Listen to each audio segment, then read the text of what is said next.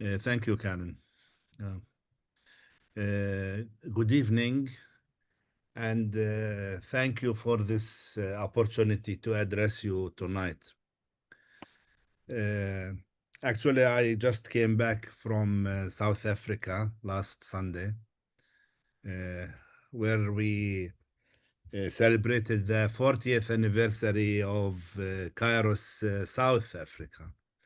And we made the comparison between our situation and theirs. So I thought a lot about what I am going to tell you tonight. So I thought I want to retell you our story. A story of loss and resilience, of repeated dispossession, and of a stubborn refusal to surrender or be erased. It did not begin on October 7th, 2023, as some would like to suggest. It began in the beginning of the 20th century, intensified in 1948, and continues to this day. The British mandate in Palestine in 1918 was supposed to prepare us for independence and self rule.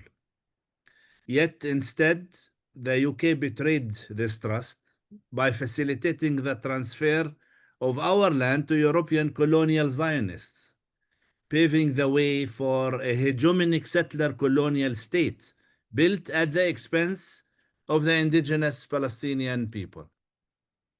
In 1948, our people expelled from their cities and villages with a single simple thing in their hands, the keys to their homes. They held those keys because they believed, against all evidence, against all hope, that they would return. Those keys became a symbol of memory and of rights denied. The people who left with keys did not immediately become refugees in the modern political sense. They became custodians of a promise of return that was passed down through families. They did not return. They adopted. They built lives in exile, in makeshift homes, in camps that become cities. They learned to survive and they adopted, but they never learned to accept their reality. In 1967, the war marked another devastating chapter in our history, as Israel seized what remained of Palestine, the West Bank, East Jerusalem, and Gaza, turning thousands of Palestinians into refugees for the second time in less than 2 decades. With this occupation, Israel imposed a system of colonization, expropriating land, build settlements, and entrenching control over every aspect of Palestinian life. What had once been villages, fields, and homes were gradually transformed into military zones and settlement blocks, fragmenting Palestinian society and geography. Yet amid the shock and loss, our people adapted, reorganizing their lives under occupation and continuing the struggle to preserve their identity, dignity, and connection to the land. 40 years later, in July 1988, I found myself among hundreds of leaders and activists detained during the first Intifada. We were taken and dumped in the middle of the Negev desert, exposed to the elements, to isolation, to the certainty that life there was unbearable. We thought they would release us before winter. Who could live in the desert through a Palestinian desert winter? I was freed after some months, but thousands remained in the same prison. They adapted to prison life, to the daily insults and hardships. They learned to make dignity with whatever they had, and they continued to resist from within those walls. Prison became another landscape of our endurance. 2 years ago, we experienced a new rupture, a war so brutal that the word genocide was testified by many who watched in horror what's going on. We told ourselves it would be over in days. How could it last longer? But it did not stop. It intensified. The number of victims kept growing. Entire neighborhoods were erased, hospitals and schools targeted. Life ended in ways that leave marks on generations. Yesterday, Trump and Netanyahu unveiled their so-called peace plan, which is in reality nothing but a surrender document imposed on the Palestinians. It proposes appointing an external global peace council to lead Gaza without the consent of its people.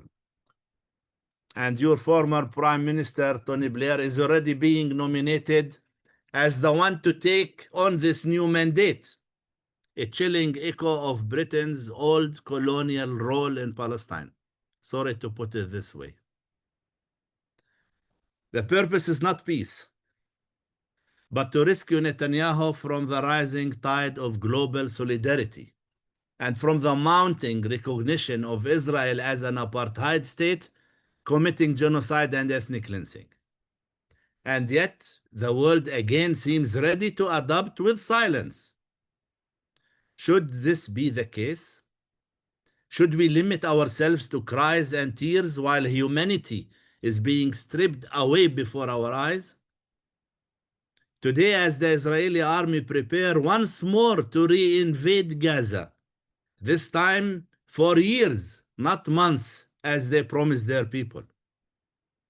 That prospect should disturb anyone who still remembers that it means and what it means to be human.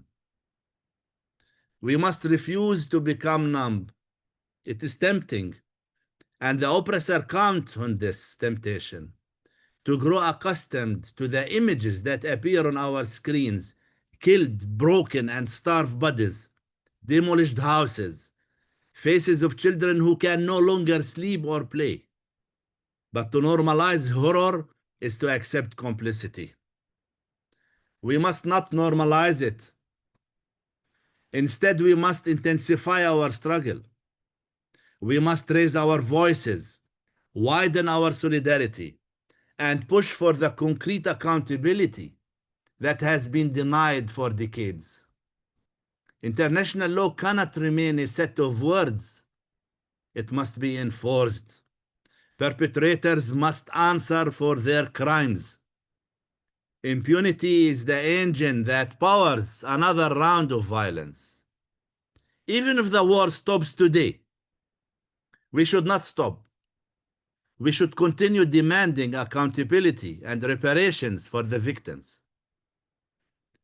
I must also speak plainly about roots. The Nakba did not fall from the sky. Our Nakba did not fall from the sky. It was not an accident. Its origins lie in decisions made by powerful empires, and in particular by your country, Great Britain.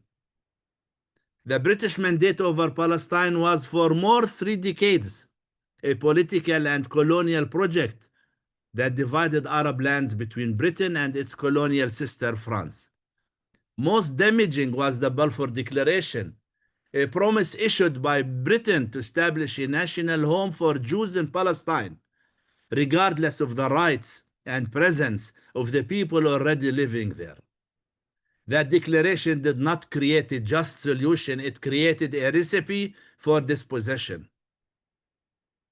What is particularly painful today is the echo.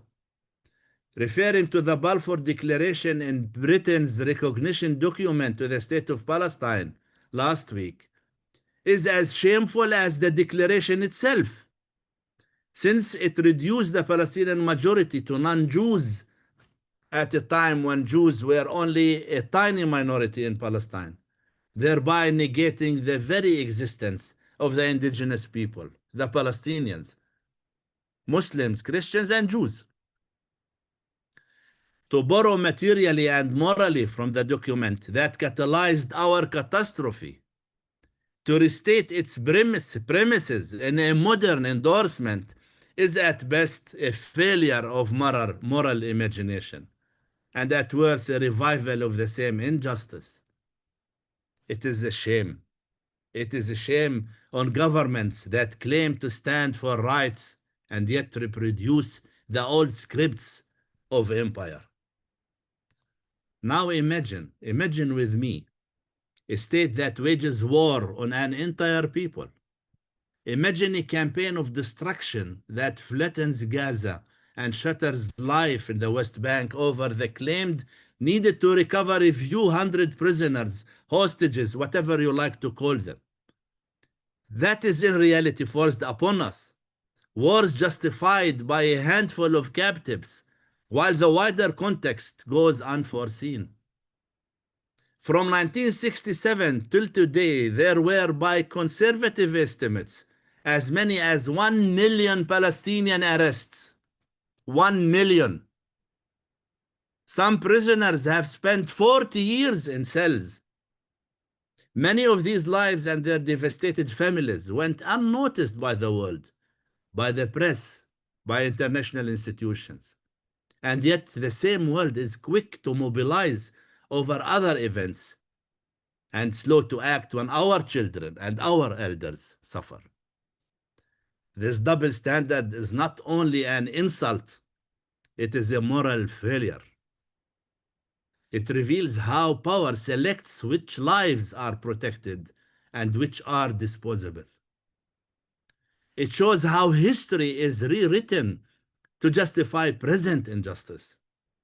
We must expose that rewriting and call for a new, truthful account of our shared past and present.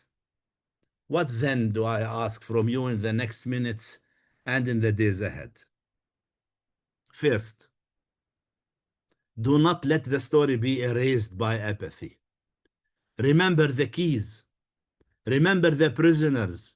Remember that every demolished house was once a home with a name. Second, press for accountability. Demand independent investigations. Insist on the enforcement of international law by the international courts and international mechanisms, and refuse normal diplomatic cover for crimes. Third, challenge the historical narratives that justify dispossession.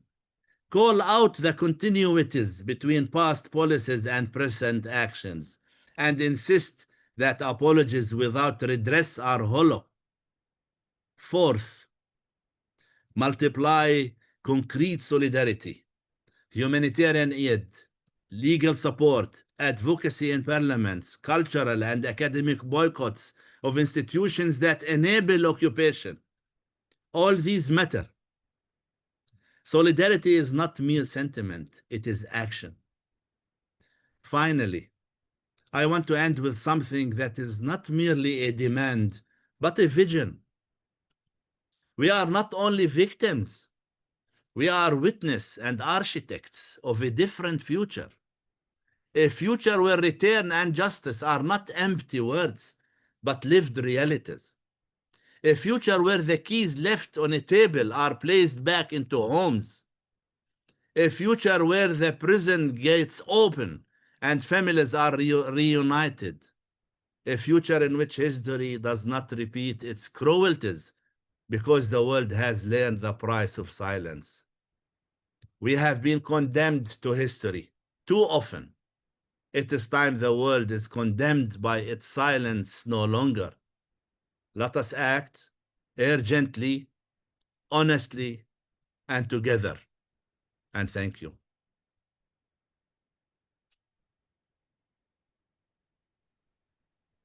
Thank you very, very, very, very much, Rifat. That was extraordinary, and we so needed to hear it. I think for you to put it across to us like that is so deeply shocking, but so necessary. And as you say, that rewriting of history, and now we have to do the rewriting, that solidarity is action. Those 5 points really, really strong. Interestingly, I just this last week was asked by a parishioner in a church quite close by. Could I please do a timeline for her, bringing us up to now what's happening in Gaza and West Bank? Because so many people are saying, oh, it all started in October 2 years ago. And you've given us that timeline so clearly and so passionately. I really, really thank you for that. Would anybody like to ask Rifat a question or two, or a quick comment? You can keep them fairly short. That would be great. But please do if you feel free.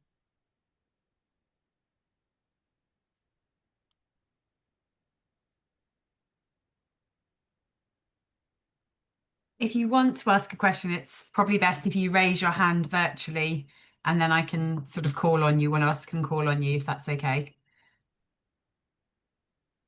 Thank you, Rifat. That was really great to hear, and I hope your time in South Africa was inspiring, as well as I'm sure quite painful. It was. Mm-hmm. We are doing our best, Charlotte, and they are also as well. They are bearing the brunts now, South Africa. They are under severe punishments from United States and from many of its allies. So it's time really to stand together and support each other. Mm-hmm. Absolutely. Yeah. I think people are just taking in what you've been saying, Rifat. There's just so much for us to internalize and really think what our reaction should be and how we can best do it. But it's been really useful for me thinking, Charlotte, of where we should be putting our energies now in an ever-changing situation. But we know, Rifat, that we keep completely closely in touch with you at Kairos Palestine, and we work together. But it's really, really, really very, very inspiring. Thank you very much indeed. And I truly hope that many of you will be able to attend our conference next month, between the 10th and 16th of November. Hoping to get there. Definitely. We are working on a new document which will be launched on the 14th of November. And we hope it will get the support we expect. Thank you again for inviting me. Yeah, sorry, Karen. No, just saying that is a new, an additional, if you like, the next document connecting to the Kairos Palestine document. A new document for new context, because today we are not anymore in just an apartheid mode or settler colonial occupation. Today we are in ethnic cleansing and genocide. And what they failed to do it by war, they are now planning to do it with these peace plans. So we need really to be very careful, because I received many questions from solid friends saying, what do we think about this plan? Yeah, and I as I said earlier, and I will repeat it, this is a complete surrender. This is the ending of the Palestinian cause if the world will accept that such a plan will be implemented. Absolutely. Thank you for putting it so clearly to us. Thank you very much indeed. Thank you, friends. And for your time. Yeah. And enjoy the rest of your evening, which for you is short. And we'll see you soon. And take care. See you soon. Wish you a successful meeting also. Bye-bye. Thank you. Bye-bye. Bye-bye.